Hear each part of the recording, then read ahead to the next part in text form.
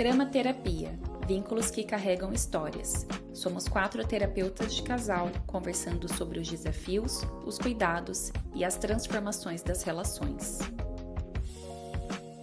Sejam muito bem-vindos a mais um episódio da Trama Terapia, um podcast da nossa trama.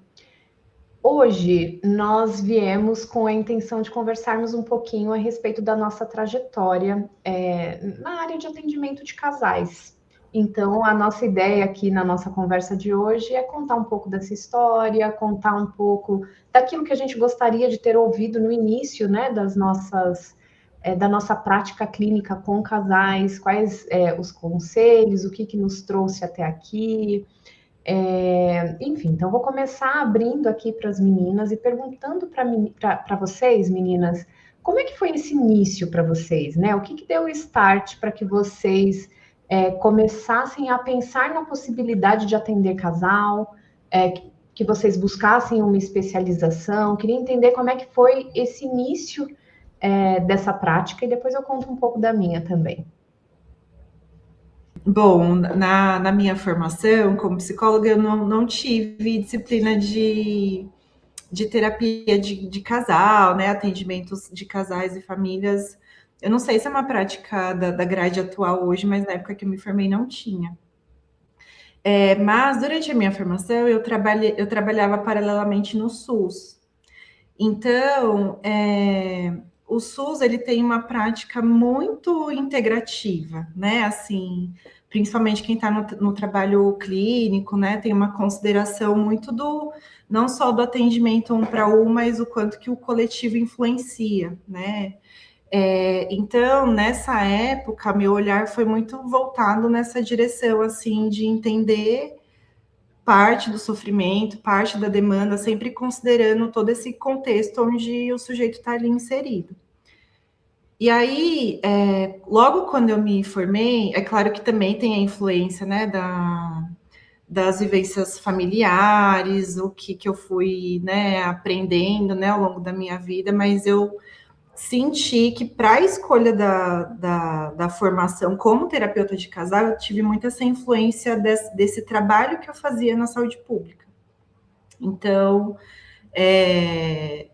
normalmente, né, até hoje isso é muito presente na minha clínica, né, as demandas que eram apresentadas sempre tinha alguma conexão familiar ou de relacionamento, e aí eu fui tendo mesmo essa necessidade, né, de procurar mais conteúdo, mais assunto, para me dar manejo, né, porque uma coisa que depois queria ouvir vocês também sobre isso, mas eu percebo o grau de complexidade quando a gente vai inserindo, né, outros pares ali na dinâmica, né, dos atendimentos. Então, é algo que vai exigindo muito do terapeuta, assim, a gente conseguir ter esse olhar mais ampliado.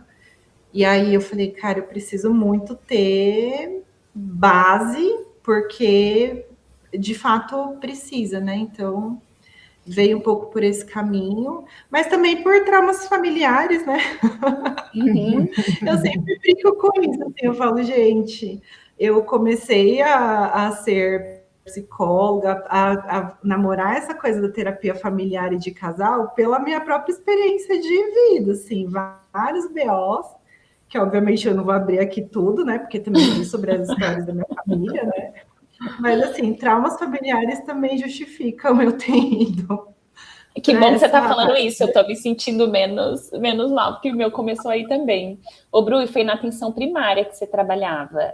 Era atenção primária Isso. Quando você trabalhava no SUS?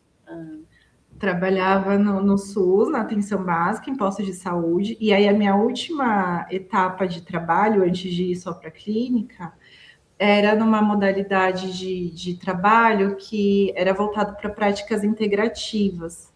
Então, práticas integrativas no SUS é essa modalidade de cuidado que não é tão tradicional. Então, terapia comunitária, acupuntura, massagens, exercícios, tai chi, lian kun. Então, tinha muitas essas coisas assim, e isso fazia essa provocação, né, do quanto que é necessário ter essa integralidade no cuidado, né? Então, e foi lá que você conheceu seu marido, Bru? Não, meu marido não foi por lá, não. Essa história é sua, né? De encontrar. Não, é porque ele é acupunturista, né? Não foi lá, não. Nossa história veio online, olha só. Aí talvez seja para outro papo, né? Mas nossa história, a gente se conheceu quando existiu o Orkut. Então, tem essa geração tempo. nem vai saber do que a gente está falando. Nem vai saber o que é Orkut. Que legal, Bru. Mas foi por aí que essas coisas foram se conectando de buscar, né, terapia de casal, terapia familiar por esses dois eixos, pela minha história pessoal, mas o quanto que trabalhar no SUS me provocou para isso, assim, me chamou para isso. Uhum. Nossa, eu estava aqui, né, pensando, porque eu não sei a história de vocês dessa temática, né, como que começou a trabalhar, como começou a atender casal. E aí eu falei, nossa, eu vou ser a única que vai falar uma coisa muito fora do profissional. Aí eu fiquei feliz que você falou isso também, porque esses dias veio um paciente querendo consulta de casal, e ele fez, assim, a entrevista, não foi uma mulher, fez uma entrevista, assim, qual a sua especialidade, qual a sua abordagem, faz quanto tempo que você atua, tipo, fez todas umas perguntas. Aí eu falei assim, aí eu fui contar, fazia quanto tempo que eu atuo, né? Aí eu brinquei com meu esposo, falei assim, eu fui pensar nos meus anos de experiência dele, falou assim, Bebete, que ele me chama de Bebete, fala que você atende desde os 15 anos. seus primeiros pacientes foram seus pais. Então, assim, de fato também, o meu desejo veio muito antes de eu saber que eu queria ser terapeuta de casal, veio por uma história familiar, veio de olhar minha família, olhar minha casa, olhar o relacionamento dos meus pais. E, de fato, mais ou menos com 14, 15 anos, eu passo por umas vivências dentro da minha casa em que eu precisei, aquela coisa, né, da gente inverter papéis e filho cuida de pai. Então, eu tive essa responsabilidade que eles não deram isso para mim, eu quis entrar nisso, né, mas eu me responsabilizei ali e tentei gerenciar as situações, então, desde muito cedo. E eu sempre fui muito família, assim, muito, muito, muito família. Sempre foi algo muito importante para mim, como a gente está, enfim, nossas ligações. E aí, na adolescência, eu participava de um grupo de jovens de igreja, e eu era da Ministério da Palavra, eu pregava lá na igreja. E o meu tema, assim, os meus testemunhos, os depoimentos, né, dentro da pregação, era sempre relacionado à família, família, família, família. Então, assim, era uma área que eu gostava de falar, que eu tinha facilidade, e eu via também que as pessoas, sempre quando era esse tema, elas pensavam em mim, assim, sabe, de alguma forma. Claro que todo mundo tem história para contar de família, mas eu sentia que era um tema muito meu, assim, sabe, que fazia muito sentido. Mas, enfim, nessa época era só isso. Aí, com o passar do tempo, né, sabendo já que eu não queria me dedicar à enfermagem tradicional, enfim, como a gente entende como enfermeiro apesar de saber que tem múltiplas possibilidades, eu estava no mestrado, e aí, do nada, me veio aí um convite da minha ex-sogra. Ela falou assim, tem esse curso aqui de terapia comunitária. Ela sabia que eu não estava feliz no mestrado, na enfermagem. E foi muito assim, tipo, eu falei, eu vou fazer. Assim, vou fazer, eu não sabia nem o que era. Eu falei, gostei. E aí eu fiz, então, uma formação de terapia comunitária integrativa, e eu amei o curso. Tipo assim, eu amei. E aí eu falei, nossa, eu amei a terapia comunitária, a didática, a metodologia, e eu percebi ali que eu tinha muitas habilidades que eu não sabia que eu tinha, que exige na prática da terapia, né?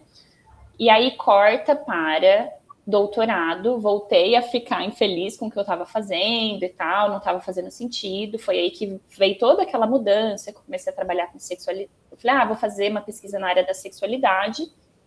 E aí veio essa ideia, porque a nossa orientadora, a minha e da Ana, ela tem uma formação em terapia A minha orientadora, que é a Ana, que fez a nossa formação, né? Eu tô falando como se fosse só eu e a Ana, né?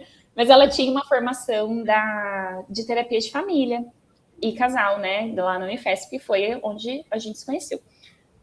E aí, só que assim, foi muito assim, eu quero fazer, não foi uma coisa assim, eu vou pensar, e assim, eu queria muito, eu falei, nossa, eu vou me dar muito bem. Antes disso, já tô acabando. Antes disso, também, sem saber, eu me interessava pelo tema, era no começo da pandemia, e aí o Paulo um dia chegou com um livro, escrito assim, Os Segredos, Terapia Familiar. Gente, eu devorei aquele livro. Aí depois eu vi que era um livro bem famoso da Sistêmica. Mas eu amei. E assim, eu comecei a falar, gente, isso aqui é para mim, isso aqui é para mim. Aí fiz a pós, assim, com muito entusiasmo, apesar de ser pandemia, né? Mas eu fiz com muito entusiasmo. Eu falei, nossa, eu quero muito ser terapeuta de casal. Enfim, foi também uma possibilidade de poder atuar enquanto enfermeira na área da terapia, né? Então, foi uma oportunidade que eu encontrei. Mas, assim, no fundo, eu achava que isso sempre era para mim. A minha história parece que apontava para isso. Então, foi assim, foi uma coisa bem pessoal, sabe? Tem coisa que vai encontrando, né, a gente, isso é muito louco, né? Você acha que você escolhe uma coisa, mas normalmente você é muito escolhido, assim, é depois que as coisas vão se encaixando, né? Eu sempre acredito nisso, sabe? Que os pontos da nossa vida, eles vão se ligando, eles se conectam de alguma forma. E eu acho que o meu se conectou muito, assim, sabe? Bem isso mesmo que eu acabei de contar. E é isso, né? As escolhas não são por acaso mesmo, né? Assim, ouvindo vocês, fui pensando aqui nas minhas também. Porque quando me formei, eu fiquei pensando assim, o que faria, né? Nesse sentido de especialização e tudo mais. E aí, meus caminhos foram me levando um pouco para a questão da terapia de casal. Eu comecei... numa ONG, atendendo numa ONG, depois fui para o atendimento na saúde básica também, né? Assim, trabalhei em ambulatório, trabalhei em convênio, e aí comecei atendendo crianças. E comecei a perceber que, assim, o atendimento de crianças exigia uma outra habilidade, né? Tinha algumas outras questões, assim, que eu não afinizava tanto, e que necessitava nesse período, mas eu me afinizava muito com a orientação de pais. Então, para mim, era muito prazeroso, assim, pensar não só na criança, mas na família mesmo, né? Então, mergulhava nesse sentido da família. Mas a especialização me chegava, assim, eu falava, não, acho que não é terapia familiar de casal, acho que não é o momento, não é isso. E buscando outras coisas que fizessem sentido no geral, né? Fui transitando por outros lugares, trabalhei no CRAS, né, na assistência, acabei trabalhando em outros espaços, hospital, entrei na psicologia perinatal lá em 2012, então, assim, começou a me fazer muito sentido olhar para o casal, olhar para essa fase, né, da família, e muito se falava da mãe aí, nesse período, mas aí depois a gente começou a trabalhar muito a questão das famílias, né, e o coletivo, e pensar nas relações. Então, começou a me fazer sentido, assim, no percurso, esse olhar para a família, né, então, em algum momento, eu entendi que seria esse o lugar, assim. Depois fui trabalhar onde eu trabalho hoje, né, trabalho há 7 anos com pessoa com deficiência e também atravessando a questão familiar. Então, eu entendi que seria uma especialização que ligaria todos esses espaços que eu já transitei, porque as relações atravessam, né, todas as nossas questões, inclusive as minhas pessoais também, porque eu fui percebendo isso, né, quanto as minhas... eu ser muito família também, ter muito essa... entrega para a família, muito envolvida nas questões familiares também, como vocês falaram, né? E nos BOs, nas questões que dão certo, na junção mesmo familiar, me fez sentido, né? Trabalhar com psicologia perinatal também, depois de algum tempo, eu fui entendendo que tem muito a ver com as histórias que eu ouvi sobre o meu nascimento, sobre a minha chegada. Então, assim, tudo isso vai se ligando, né? Então, fazer clínico, as minhas escolhas atravessaram toda essa questão, assim, e eu amo. Depois, também na especialização, fui percebendo, né, a riqueza eu lembro nas aulas, assim, quando a gente ia assistindo os atendimentos, na riqueza e na potencialidade desse espaço. Justamente porque é muito diferente atender uma pessoa e atender 2, 3, né, a família. E como isso era potente, mas assim também rápido, né? Assim, tinha uma fluidez que é diferente do atendimento individual. Então, as pessoas podendo resolver algumas questões juntas, olhar para algumas questões ali no espaço onde estamos, né? E um trabalho que, para mim, é muito efetivo, assim, faz muito sentido. É muito efetivo, né? É muito efetivo. Nossa, Oli, eu tô pensando aqui, né? Tipo assim, você contando a sua história. Cara, não tem como a gente não estudar, mesmo que a pessoa não faça uma pós em terapia de casal e família, não tem como não estudar família, relação, né? Olha tudo que você falou aí, tipo assim, as pessoas com deficiência, o período da perinatalidade, na atenção primária. Né? Eu trabalhei no hospital, então assim, tudo. Tem que saber, assim, sobre família, sobre relação, mesmo que não faça uma pós para ser, né, terapeuta de casal, família. Sem dúvida. Acho que é fundamental, inclusive, para os nossos atendimentos individuais, né? Porque você não é alguém... Vou trazer uma frase que eu brinco que eu tenho uma professora... Eu e as frases. Eu tenho uma professora, gente, da faculdade, que eu até hoje sou apaixonada por ela. O nome dela é Helenice. É maravilhosa, psicanalista. E ela dizia, ela dizia sempre assim, que a gente nasce pagando papo por alguém. Né? Então, assim, a gente não está no mundo sozinho, a gente não está isolado. A gente afeta e a gente é afetado, né? Então, entender mesmo as relações é olhar para o indivíduo como uma peça dentro de um sistema é fundamental para a gente entender com profundidade aquele indivíduo que está chegando para a gente, né? Então, acho que isso que você trouxe, Mari, é bem importante mesmo, né?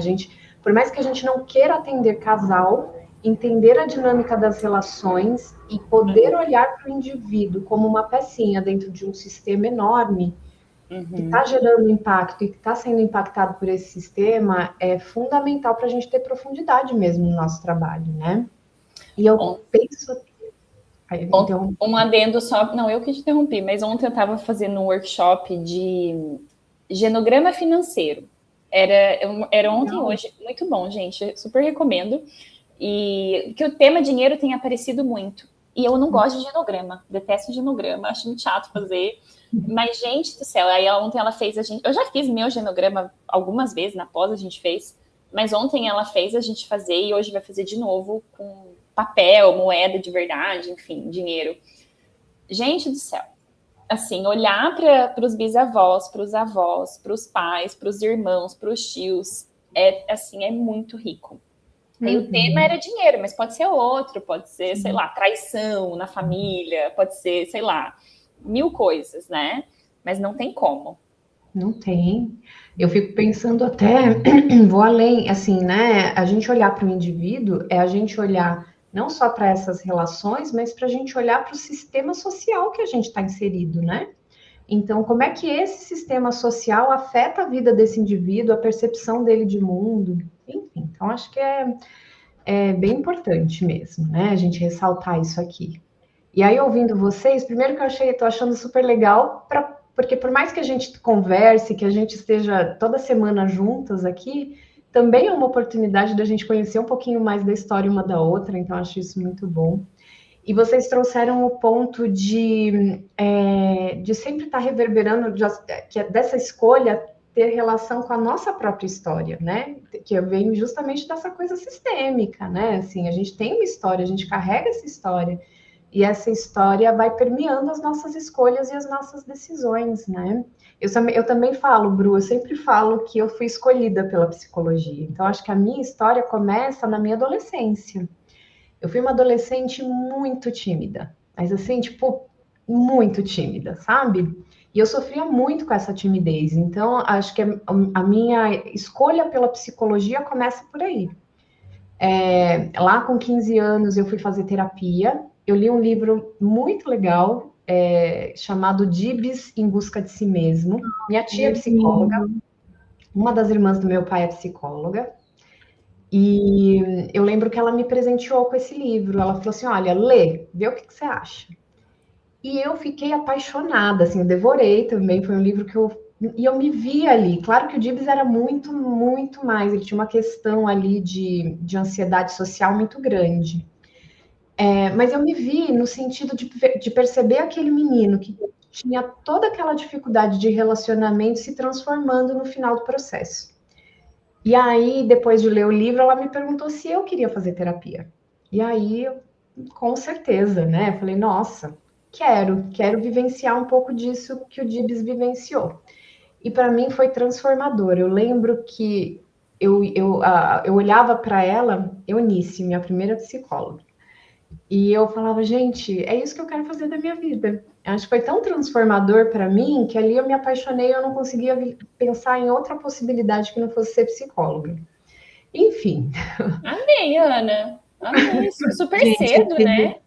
E esse livro já fica como recomendação, porque ele é lindo, lindo, lindo, lindo. Para quem trabalha com criança, né, é imprescindível, assim. Nossa, ele é maravilhoso. Eu fiquei arrepiada. Amei demais.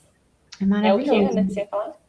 Não, eu ia falar que é um livro que é um relato de um processo terapêutico. Então, é uma psicóloga contando como foi o processo do Dibs. Ai, gente, é maravilhoso. Não, e essa sua tia também super sensível, né? Eu acho que você agradeceu ela na sua dissertação, se eu não me engano. Agradeci, né? É verdade.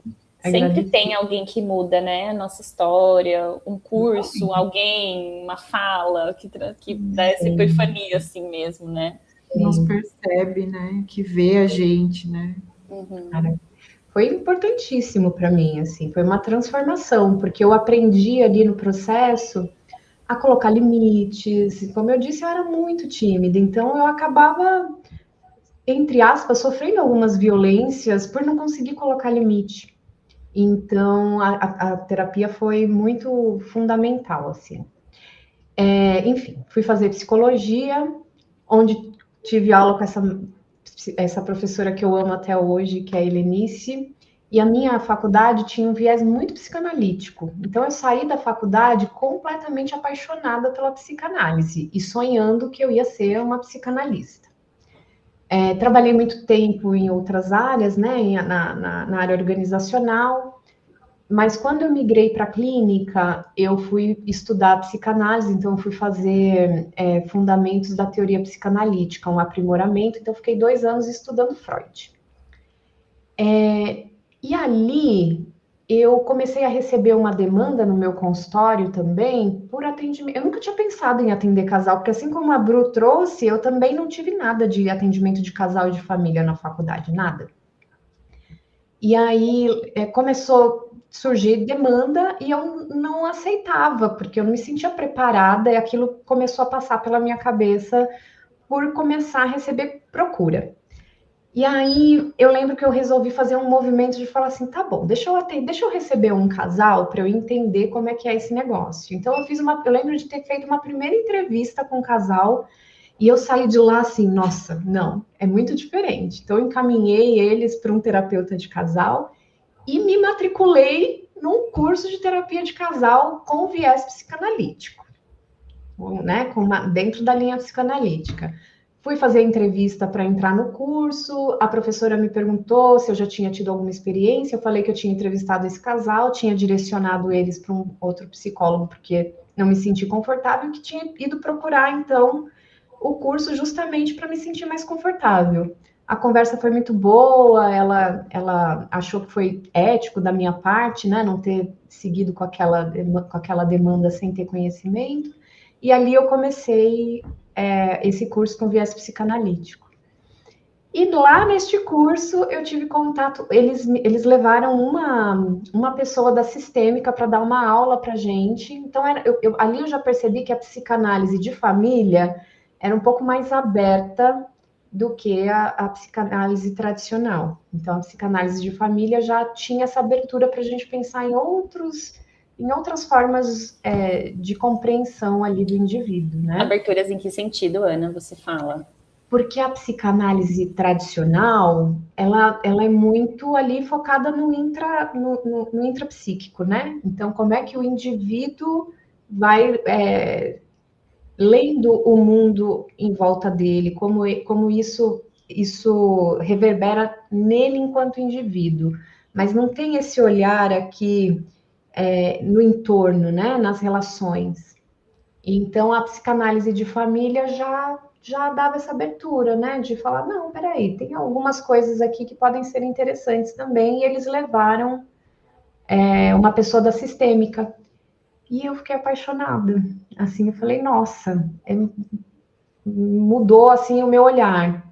E aí foi quando comecei a conversar com algumas pessoas, uma amiga que também é da sistêmica. Eu lembro que quando eu conversei com ela, ela falou, Ana, estudar sistêmica mudou completamente a minha clínica, assim, mudou minha forma de entender o mundo. E aí, enfim, a minha terapeuta na época, que era do psicodrama, me falou, gostava muito da sistêmica, me deu algumas indicações de pessoas, eu conversei com algumas pessoas, e foi assim que eu fui parar na sistêmica, e aí, sim, comecei a atender casais, e aos poucos me sentindo mais confortável para trabalhar com essa demanda. Mas hoje eu entendo que a minha forma de enxergar o mundo de fato mudou, né? Assim, ampliou, né? Eu entendo que de fato não é sobre o indivíduo. E a gente vive, e de novo olhando para essa questão sistêmica, né? A gente vive num modelo econômico, socioeconômico, que vai muito no caminho do individual, né? Assim, depende de você, tudo, né? Assim, o teu sucesso depende única e exclusivamente de você, o teu fracasso depende única e exclusivamente de você, o que desconsidera muitas vezes todo o contexto. E a sistêmica vai lá e vai dizer, não, tudo tem um contexto, esse indivíduo é uma peça dentro do todo, né? Qual é a influência que ele gera aqui, qual é a influência que esse todo também está gerando nele. E é isso, foi assim que eu cheguei na sistêmica, e acho que também é isso, fui escolhida pela psicologia e estamos aqui.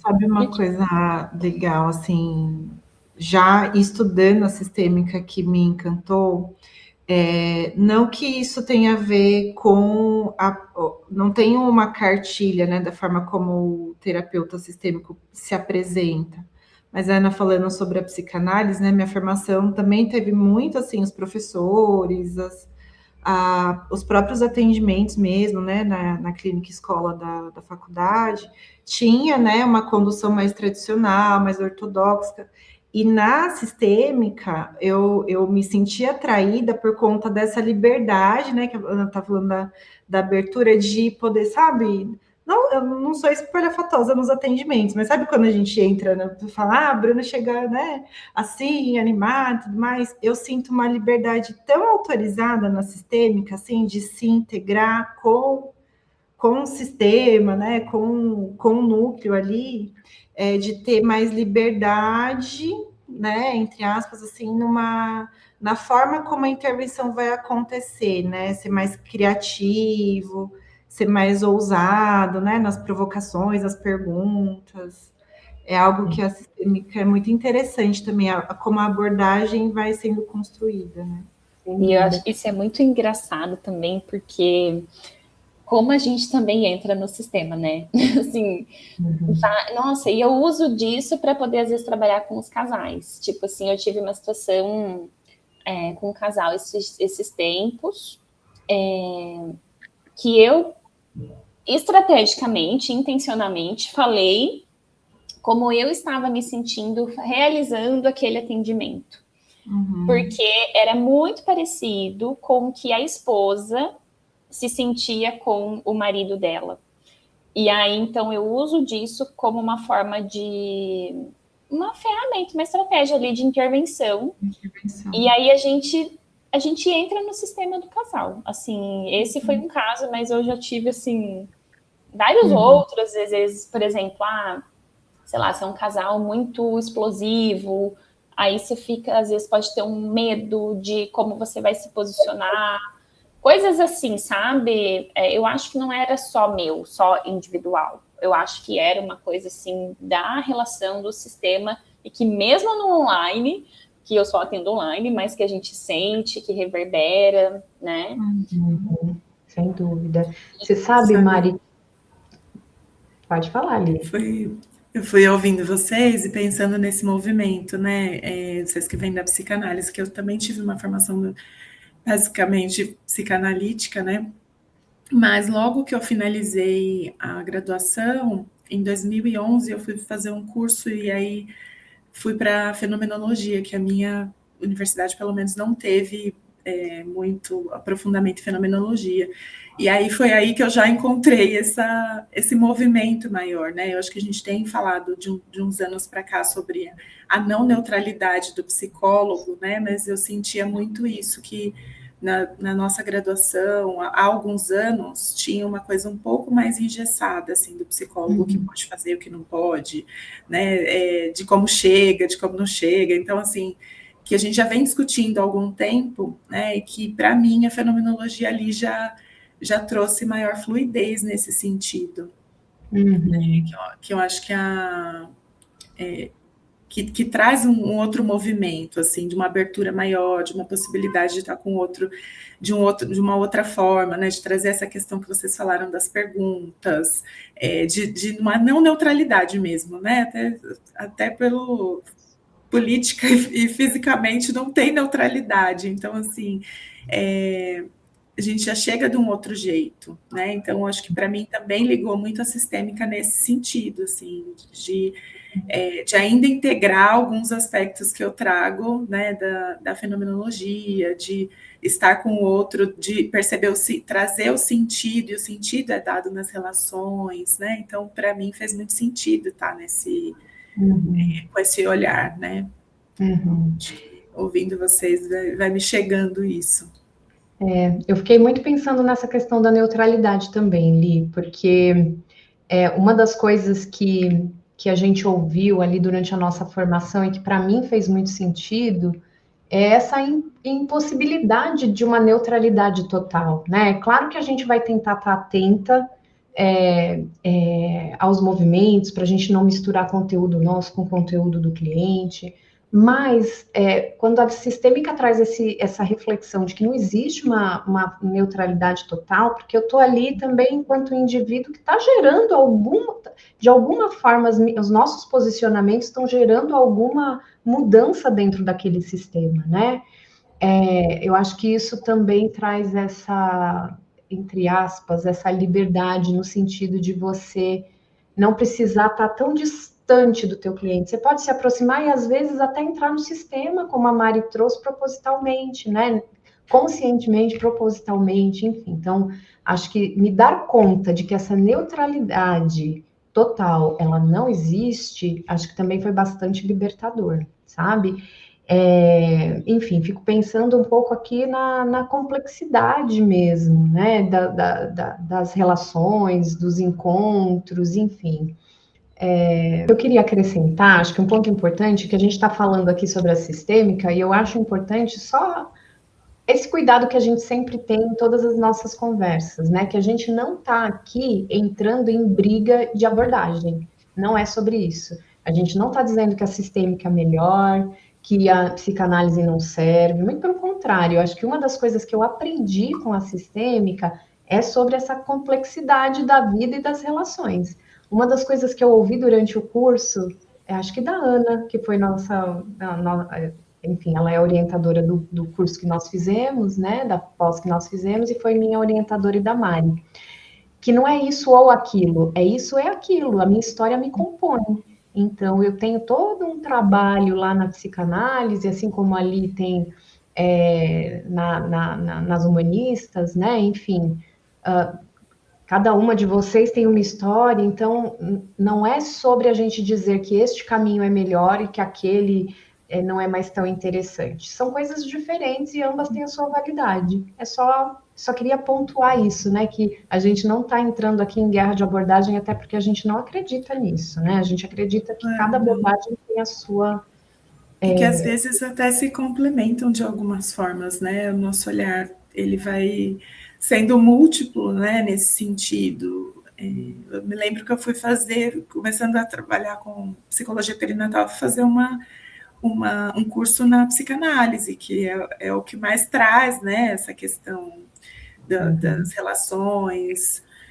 Então, assim, a gente bebe também em outras fontes, né? Eu acho que essa é a riqueza do nosso conhecimento prático, né? Enquanto a gente consegue trazer para a psicologia. Claro, às vezes algumas coisas vão conflitando, mas nós vamos refletindo também, né? O que é possível de trazer.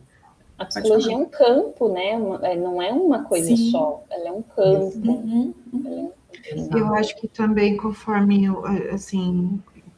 a gente vai amadurecendo como profissional, né? Eu já tive algumas transições nesse sentido, assim, de repente, numa etapa da vida e da profissão, determinada intervenção, a forma, né, como eu vou me colocando, um pouco da questão da abordagem vai fazendo muito sentido, e isso vai se reformulando um pouco com o passar do tempo. Hoje em dia, por exemplo, sou muito mais voltada, né, para TCC, para práticas baseadas em evidência, para neurociência, coisa que quando eu me formei não era algo muito próximo, assim. Eu acho que tem um quê de autoconhecimento, né, essa coisa da gente ser escolhida pelas demandas, né, da clínica, mas aos poucos a abordagem também vai nos encontrando, né? Eu lembro, assim, logo quando eu comecei a fazer a faculdade, logo não, né? Os atendimentos começaram ali em torno do 4º, 5º semestre. Eu entrava no atendimento, e para quem não sabe, né? Quando a gente faz psicologia, a gente faz o atendimento numa sala, não só psicologia, terapias, né? Na nossa formação em terapia familiar também foi assim. E atrás da sala de atendimento tem um espelho, onde outros alunos vão assistindo o atendimento e o professor também, o supervisor vai fazendo a análise de como você está ali conduzindo o caso, né? E aí, logo nos meus primeiros atendimentos, uma das minhas supervisoras, que era mais tradicional, ela falou assim, você está muito à vontade dentro do atendimento. Porque eu chegava do jeito que eu chego até hoje, assim. Eu chegava chegando um pouco assim, porque eu acho que por já ter logo no início ocupado a cadeira do paciente, eu sei o quanto que isso gera ansiedade, gera tensão, gera dor. Então eu gosto de acolher realmente a pessoa para que ela sinta vontade ali no atendimento comigo. E aí ela trouxe isso, gente, foi furar um balãozinho, assim, eu me senti muito inadequada, por, tipo...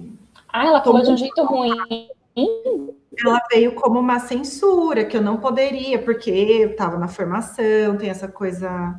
Na época tinha muito essa coisa mais tradicional, assim, do certo... Do distanciamento, né? Dessa neutralidade que você precisa manter. Exatamente. Então, assim, era uma fala de inadequação, você está muito à vontade. E aí, isso me gerou um gatilho, assim, depois eu fiquei mais do né? Hoje isso se desfez, mas com isso, com terapia, com supervisão, com entender que isso faz parte, né, do meu jeito de ser, mas a abordagem me encontrou nesse sentido, porque eu falo, gente, não tem essa de, tipo, fique em silêncio a sessão toda, assim, né? A gente sabe que na realidade não é isso que acontece, né? Mesmo dentro de abordagens que são mais...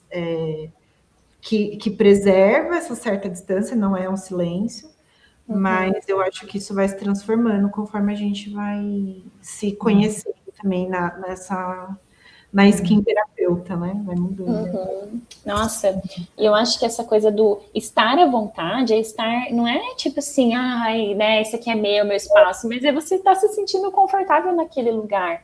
Eu sinto que é uma coisa que eu preciso desenvolver em mim, assim, em vários atendimentos eu me sinto assim, não, preciso manter minha postura profissional. E os atendimentos que eu mais me delicio, não no sentido de, tipo, como eu falei, vontade, mas assim, que você sabe que a troca flui, é quando eu me sinto à vontade. Isso. Nossa, faz total diferença isso. É que, igual você falou, era outra época, né? Ou não sei se era por conta da abordagem, mas na hora que você falou, eu achei, ai, que legal que ela falou isso. Depois você veio, falei, quê? Não, Eu foi não também tão ouvi. censura, mas eu acho que essa conexão, né, a gente, você está se sentindo conectada, integrada, extremamente presente, isso dá um valor muito diferente para o atendimento, né? E é uma construção, porque também, quando a gente pensa em início de processo, a gente também não está conhecendo aquela pessoa. Eu brinco que, assim, terapia é um amor, assim, é um relacionamento de verdade, né? Porque aos poucos que você vai deixando que o outro te conheça como profissional e você também vai conhecendo o paciente, né? Essa naturalidade, ela é construída, né? Eu também ouvi no começo, nessa época de faculdade, assim, na questão do espelho, uma supervisora falava, nossa, você vai ser terapeuta boazinha, mas era no sentido desse acolhimento, que não era neutro mesmo, né? Então, assim, não tinha essa coisa de ficar totalmente quieta, que alguns psicólogos trabalham assim, né? Dependendo da abordagem e tudo mais, e algumas pessoas se beneficiam desse trabalho, né? E preferem, né?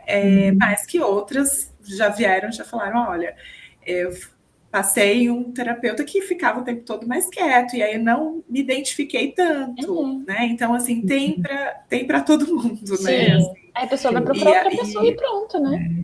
Sim, é isso, né? Mas assim, no começo também entendi. Eu não entendi muito como uma crítica, mas assim, ela falava, você vai ser a terapeuta boazinha, né? Porque você tá ali nesse acolhimento.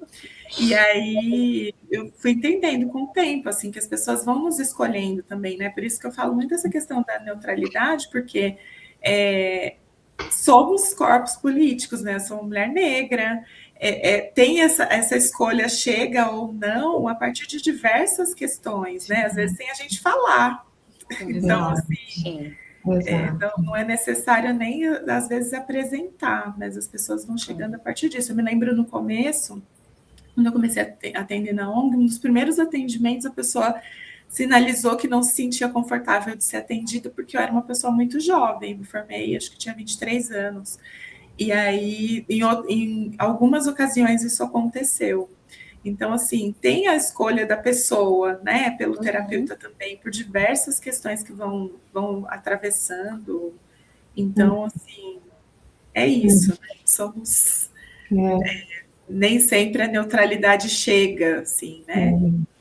Como diziam na época da faculdade, eu ouvia muito dos meus professores que cada psicólogo tem o paciente que merece. No sentido desse encontro mesmo, né? Assim, o paciente vai se identificar, vai ter o paciente que, né, vai se identificar mais com uma forma de trabalho ou com uma outra forma de trabalho, com uma forma de trabalho mais comportamental ou com uma forma de trabalho mais psicanalítica ou mais humanista. Então, o importante é que esteja alinhado também com a nossa visão de mundo e que a gente também entenda que a gente vai estar presente ali, né? Essa neutralidade, no sentido da gente ficar ali como uma figura realmente neutra, que não gera nenhum impacto, essa figura totalmente neutra, que não faz muito sentido para mim. A gente vai estar ali, né?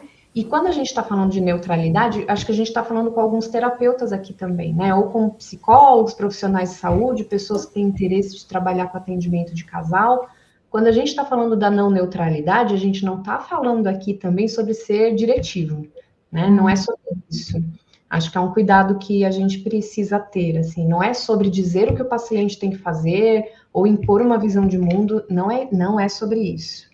É sobre a possibilidade da gente entender que a gente pode ser quem a gente é, de certa forma, né? Então, de ser mais acolhedor, de ter um trato com o paciente um pouco mais próximo, mas de forma alguma, acho que é importante a gente separar isso, né? A gente não está falando aqui sobre ser diretivo, sobre impor visão de mundo, sobre colocar a visão de mundo como um jeito certo ou errado de funcionar. Não é sobre isso, não é sobre enquadrar, levar uma verdade, né? Muito pelo contrário. Acho que... ética, né, Ana, mantendo essa questão ética, né, e o lugar, essa separação do eu e do outro, mas assim, entendendo enquanto relação, esse espaço de terapia enquanto relação. Então, como a Mari falou, né, também traz as questões que, como nós vamos nos sentindo em relação a esse encontro, tudo mais. Sim.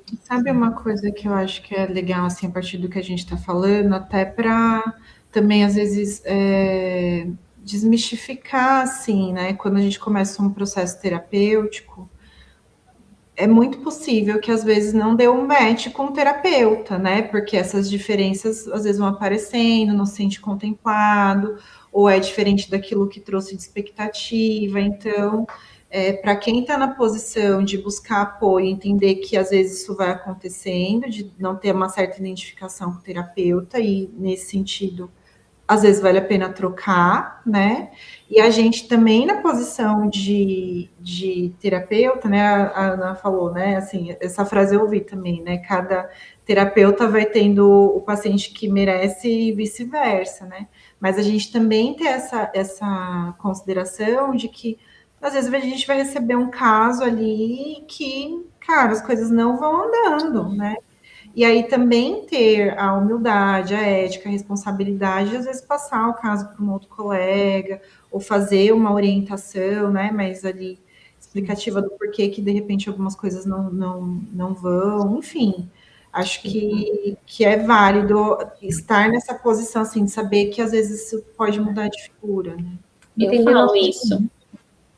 Eu falo isso no primeiro atendimento, assim, que a pessoa, né, quando chega o casal, eu acolho, faço ali a primeira consulta, daí eu falo, agora vocês vão pensar, se vocês se identificaram com a minha abordagem, se vocês acreditam que eu sou a profissional para ajudar vocês, e eu também vou pensar, né, assim, eu também, assim, não é assim, gostei ou não gostei, não fica caro, não é nesse sentido, mas se eu acredito que eu vou conseguir ajudar pela demanda inicial ali que eles me trouxeram, né, e às vezes não vou, assim, às vezes eu vou precisar encaminhar para outra pessoa, mas a gente também tem que fazer essa leitura do nosso lado, né? Super, porque é um relacionamento mesmo. E vocês sabem que eu fiquei pensando um pouco aqui, enquanto terapeuta mesmo, né? Enquanto profissão, né? Para vocês que estão nos ouvindo, né? Que são da área e que pretendem atuar na área. Às vezes a gente fica com receio de dizer que a gente não quer atender uma determinada demanda, ou que a gente não se sente confortável para atender aquilo. Isso faz parte do processo, assim, acho que isso é saudável para a gente, para a pessoa que está nos procurando, e inclusive para as nossas relações, porque a relação, eu acredito que a clínica, ela se sustenta nessas trocas também, né? A gente vai construindo uma rede de apoio, uma rede de troca, que ela faz com que a clínica se torne sustentável. Então, se eu tenho uma demanda, por exemplo, vou falar um pouco de mim, assim, eu não me identifico também com atendimento infantil, porque, assim como a Ali falou, eu entendo que para o atendimento infantil são outras habilidades que são solicitadas e que eu teria que desenvolver um outro raciocínio. Eu gosto de atender adulto, eu gosto de atender casal, gosto de atender adolescentes também, mas não me vejo atendendo criança. Então, hoje, toda demanda que chega para mim infantil, eu tenho aquelas pessoas que eu confio e que eu falo, bom, essas pessoas, elas são ótimas nisso. E é para elas que eu direciono. E essa troca, ela é interessante para a gente, agora pensando um pouco como sustentabilidade até da clínica mesmo, né? Isso é importante, porque assim como eu confio nessas pessoas e eu direciono esses casos para elas, isso volta também, né? Então, quando tem atendimento de casal, que são coisas que essas pessoas não se identificam como eu me identifico, eu também recebo essas indicações. Então, acho que pensando como profissional, a gente não precisa ter medo de entender primeiro os nossos limites, o que eu dou conta. Eu sei que uma demanda que eu não dou conta, por exemplo, que é algo que eu preciso trabalhar, abrindo aqui com vocês, eu não consigo lidar com questões de violência, sabe? Quando chega... e não estou falando na relação do casal, não. Às vezes chega um paciente mais violento mesmo. E eu já tive situações em que o paciente estava o tempo inteiro sendo agressivo durante toda a sessão. Isso para mim é muito difícil. Então, se eu entendo que aquilo eu não dou conta, eu vou conversar com o paciente, eu vou encaminhar para alguém que consiga lidar melhor com esse tipo de situação. Então é importante a gente entender os nossos limites. Nós somos humanas também, né, gente? Assim, a gente tem ali uma limitação, a gente tem ali.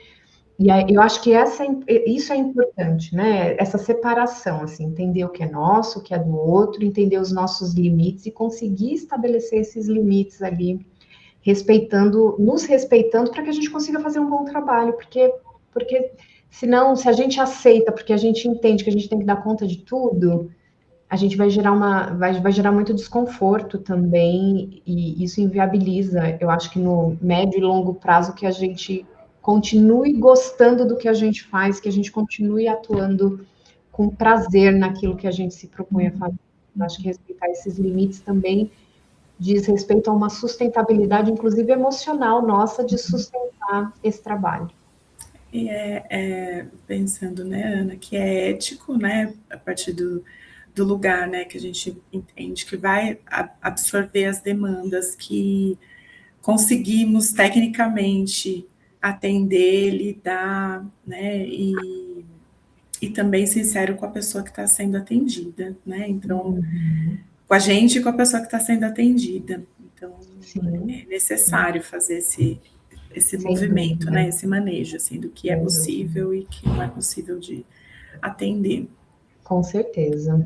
Agora, deixa eu fazer uma pergunta para vocês, né? Só para a gente voltar um pouco aqui para a questão do casal mesmo, para o atendimento do casal. Quais são os principais desafios que vocês enxergam nesse tipo de atendimento, no atendimento do casal e da família? Tem alguma coisa que é mais desafiador? Alguma coisa vem à memória, assim, de um grande desafio, ou um desafio, não precisa ser um grande desafio, mas um desafio que vocês enfrentaram depois que vocês começaram a trabalhar com essa demanda? Olha, eu vejo como um desafio, mas eu vejo também como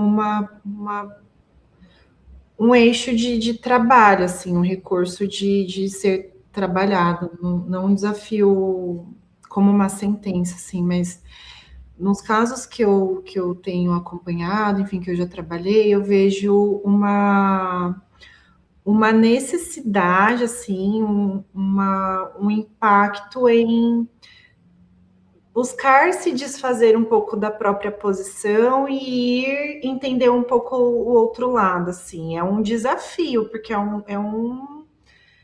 um esforço, por mais que normalmente às vezes venham casais que estão ali convivendo há um tempo, mas você considerar um pouco a vivência do outro, o que está gerando sofrimento, o que para um faz sentido, para o outro não, assim, é esse movimento de pegar, eu gosto de usar um pouco essa analogia, assim, de pegar o banquinho e colocar do lado do outro para conseguir enxergar a perspectiva que está sendo colocada ali. Esse exercício de entender, né, é algo muito amplo, mas também muito singular, né, tem um paradoxo aí, né, mas essa condução, assim, como terapeuta, é um grande desafio, mas é um desafio muito gostoso quando as coisas vão se desenrolando a partir daí, né? Por isso que eu digo que é um desafio, mas também uma potência, assim, uma possibilidade de intervenção, sabe? Eu vou percebendo que ao mesmo tempo que é muito rico, isso que a Bruna falou mesmo, que ao mesmo tempo que eu citei lá, né, da dinâmica ser diferente do atendimento individual, tem dois pontos de vista, tem duas pessoas ali conversando, então é muito diferente, né? Então, para a gente também exige uma outra disposição, assim, para ouvir, para manejar essa conversa, né, que vai acontecendo na nossa frente, né? Então, somos 3 ou mais pessoas ali nesse processo, e ao mesmo tempo que é muito rico, eu entendo que é um desafio, assim, muitas vezes fazer isso acontecer, né? É muito bonito, né? Isso acontecendo, mas vai solicitando da gente, assim, esse olhar, esse manejo, né? Esse estudo para lidar ali, para estar junto. Eu ia dizer a mesma coisa, assim, que eu acho que às vezes a pessoa, ela vem... São duas histórias. E às vezes depende sempre da postura, né? Tem gente que é mais fácil, tem gente que é mais difícil de lidar. Enfim, casal mais fácil, casal mais difícil. Mas às vezes, cada um ali quer provar que tá certo.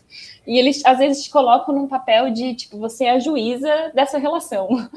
E não é isso, né? E não é. E a gente tem que... Eu acho que, assim, não é fácil, assim, desenvolver essa habilidade de ajudar o casal a se ouvir, se compreender. A Bru falou da analogia do banquinho, eu falo às vezes da corda, sabe? Um tem que afrouxar um pouquinho a corda para que o outro consiga entrar, porque está com mais dificuldade.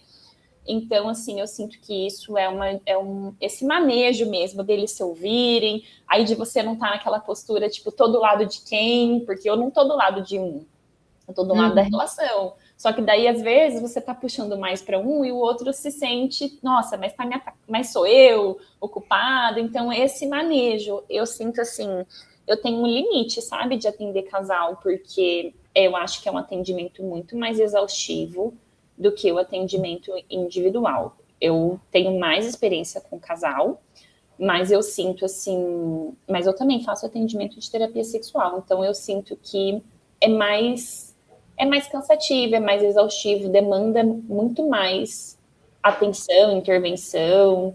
Então, eu acho que é um pouco nesse sentido. Muito bom. Eu acho que é tudo isso que vocês falaram, e assim, eu acho que o grande desafio que lá atrás me fez procurar o primeiro curso de terapia de casal e depois ir parar lá na especialização em sistêmica, para a gente que está acostumada a trabalhar individualmente, né, a gente que passou a faculdade sem ouvir sobre a dinâmica de casal e está ali no 1 a 1 por muito tempo, sair do raciocínio, desse raciocínio aqui, desse atendimento individual, e migrar para uma posição onde o olhar não é para o indivíduo, mas o olhar é para a dinâmica daquela relação, acho que exige o desenvolvimento de uma outra habilidade, né? E é isso, e a partir daí tomar esse cuidado e trabalhar com o casal a percepção de que realmente você não está ali para dizer quem está certo, quem está errado, que você não é juíza, que você está ali para ajudá-los a perceber a dinâmica da relação que está estabelecida e pensar em outros caminhos, né, para que haja uma mudança nessa dinâmica, porque se eles estão de alguma forma ali te buscando, é porque de alguma forma eles estão incomodados em como a dinâmica está acontecendo nesse momento. Então, acho que para mim, um grande desafio é esse, né? É sair desse raciocínio aqui, onde você está só no 1 a 1, embora depois que você vai para um caminho sistêmico, você está no 1 a 1, mas você está olhando de alguma forma para o sistema, mas uma coisa é você ouvir a percepção daquela pessoa sobre o sistema, outra coisa é você ter ali um sistema conjugal na sua frente funcionando, né? Então, uma coisa é o relato do meu paciente individual, me contando da percepção dele sobre o casamento, me contando sobre a insatisfação dele, aquela é a visão dele.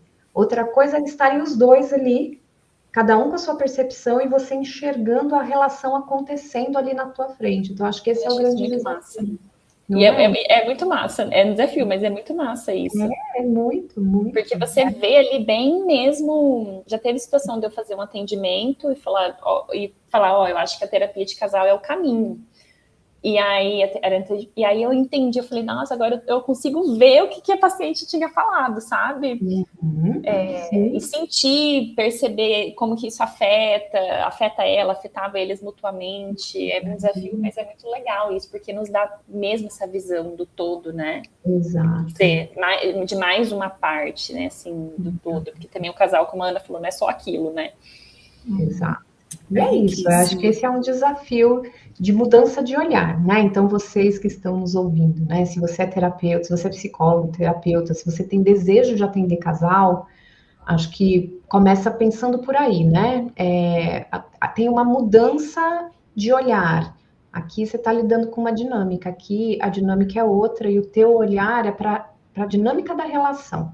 Não é só para aqueles indivíduos ali, é para aquela dinâmica acontecendo. Então, acho que esse é um grande ponto.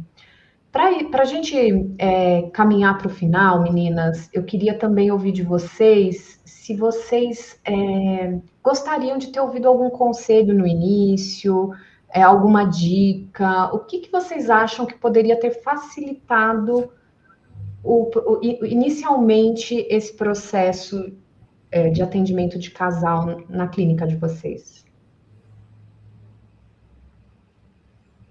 Tem alguma coisa, assim, algum ponto que acha que, poxa, acho que isso daqui facilita, isso daqui poderia ser um facilitador? Eu acho o que eu gostaria de ter ouvido, que eu acho que pode ser válido para terapeutas de todas as abordagens, de todas as linhas de trabalho, de intervenção, é às vezes não ter tanta pressa para encontrar a resposta. Às vezes eu já, enfim, preciso sempre estar atenta com isso, porque quando eu recebo, eu já vou, né, nosso raciocínio clínico já vai ultra ativado ali, e às vezes o nosso tempo não é o tempo do paciente, às vezes não é aquilo que ele quer resolver, né, às vezes ele quer ficar um pouco ali no problema ainda, né, e aí essa pressa, essa velocidade, né, de encontrar respostas, de resolver as questões, elas não necessariamente precisam ser tão urgentes assim. Então, ter isso obviamente não significa negligenciar, tratar de uma forma morosa, né, mas assim, eu acho que ir com calma, até para entender toda essa complexidade, é muito, muito relevante, né? Até parafraseando um pouco o nosso nome, né? Assim, a trama, né, que vai sendo construída ali, é importante ter essa coisa meio artesanal, né, para acontecer, para ver, achar as respostas. Então, acho que ansiedades e velocidades podem ser melhor trabalhadas. Muito bom, Bruno. E vocês, meninas, tem alguma coisa? Gente, eu tô tentando pensar aqui. Eu juro que minha cabeça foi para tanto lugar, eu não sei, assim, não consegui pensar. Assim, de bate pronto, mas é que é tão óbvio que eu falei, não vou falar isso, né? Mas eu tinha pensado... Precisa ser dito. Então, assim, uma coisa muito óbvia mesmo é buscar uma formação, buscar uma capacitação, porque assim como você levou, né, Ana, lá no começo, que veio o primeiro casal e você falou, opa, não estou preparada, preciso buscar uma formação, porque assim, quando você sai da graduação, você está autorizado a atender casal, mas isso não significa necessariamente que você tem ferramentas, competências, habilidades para fazer o atendimento em casal, que como a gente trouxe aqui, é muito diferente do atendimento individual. Então, assim, um bem óbvio, foi a primeira coisa que eu pensei, foi isso, a gente precisa buscar ou uma pós, ou um curso de curta duração, ou trocar com profissionais, né? Enfim, buscar se ler livros, buscar se capacitar, se informar. Foi a primeira coisa que passou na minha cabeça, mas gostaria de ter. Acho que é uma pergunta que eu preciso pensar mais sobre isso. Mas eu acho que é ótimo, Mari. Parece óbvio, né? Mas não necessariamente. Às vezes a gente vai, porque como você falou, você sai habilitada da faculdade, mas não necessariamente com as ferramentas. E às vezes também eu acho que tem uma trava ali, né? Às vezes a gente pensa, poxa, mas eu vou fazer uma especialização, 2 anos, foi o trajeto que a gente fez, a gente ficou até um pouco mais, porque a gente pegou a época da pandemia, então a gente ficou 3 anos, né? Poxa, mas não sei se eu quero, será? Não necessariamente você precisa ir num primeiro momento para uma especialização, mas buscar ferramentas mesmo, busca uma supervisão, busca um livro, busca um curso de curta duração, tem cursos hoje, muitos cursos hoje, inclusive a gente provavelmente venha lançar um em breve, né, a respeito, mas busque algum conhecimento que te dê ferramentas, para que te ajude a entender um pouco esse novo olhar. Então, se aqui eu olho desse jeito, como é que eu vou olhar aqui? E aí, depois disso, se identificou, sentiu que tem mais ferramenta, começou a atender e percebeu que gosta daquilo, aí, se fizer sentido, você vai buscar uma especialização, né? Eu acho que... E arriscar, né? Tipo assim, depois que você tem o conhecimento, a gente precisa tentar colocar em prática. Não é arriscar assim, ética, assim, vou sair dando um tiro, mas assim, se a gente não se coloca naquela situação, Sim. você também, porque a gente, eu não sei vocês, mas eu sou aquela, preciso conhecimento, mas acho que nunca tá pronta. Não, a gente tem que pegar, todo mundo faz assim, né? As impostoras. Até porque, gente, aquela história, a gente não aprende a nadar lendo livro, a gente aprende a nadar entrando na piscina. E é a mesma coisa, a gente precisa, é na prática clínica que a gente vai entender os desafios e aí a gente vai buscar também desenvolvimento. A gente busca uma base, porque essa base é importante, e aí depois...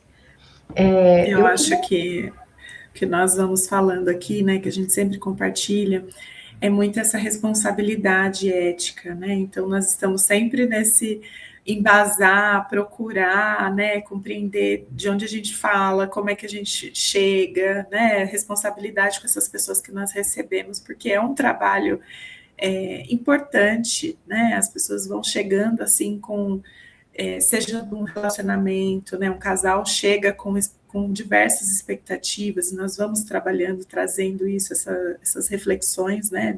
Com relação às expectativas também. Mas é uma responsabilidade estar aqui, né? Então, nós sempre compartilhamos isso da nossa necessidade de estudo, de aprimoramento, supervisão, de troca, né? Até nos juntamos também por conta disso, né? Da nossa necessidade de troca. E quanto é importante, mas que também ir para o prático também é importante, né? Quanto a gente vai percebendo, assim... que a experiência vai fazendo, estar com o outro é diferente do que a gente está estudando, né? Então, na psicanálise a gente falava do tripé, né? Então, na psicanálise a gente falava do estudo, da supervisão e da análise pessoal.